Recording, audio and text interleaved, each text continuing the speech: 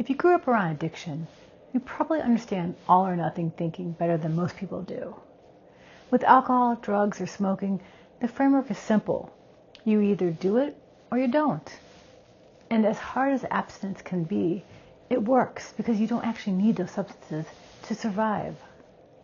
You can remove them completely and your body will be fine. But food is different. And if we haven't met yet, hi, I'm Dawn. Welcome to Beyond Optimal. And if you have that same all or nothing wiring, food becomes a very different challenge. I grew up around addiction, though I didn't fully understand it until I was older. I pieced it together later, and when I did, something clicked, because I recognized the same wiring in myself.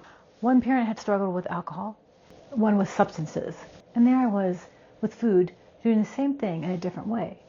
My drug of choice was food, not in a clinical eating disorder sense, but in the way my nervous system latched on to reward, comfort, and compulsion.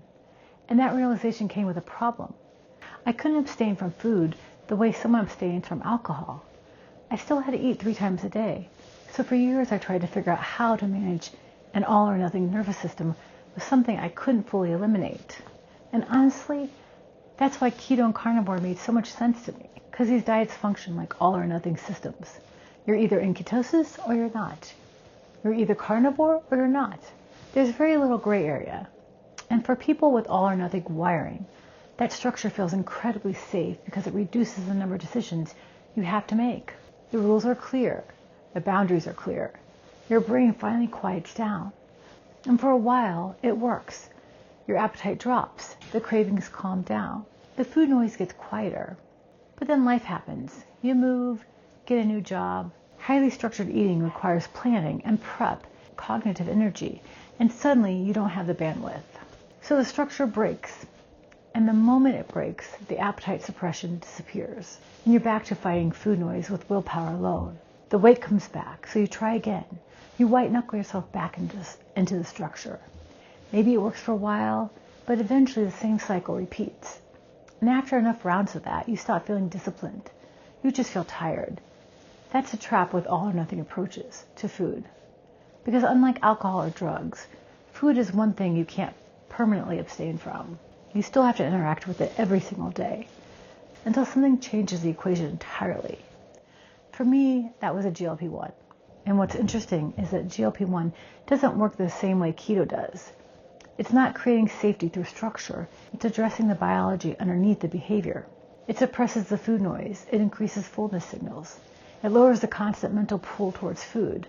And this is the biggest difference. GLP-1 doesn't require all or nothing thinking to work. You can eat carbs. You can go to dinner. You can have flexibility. And I want to be clear.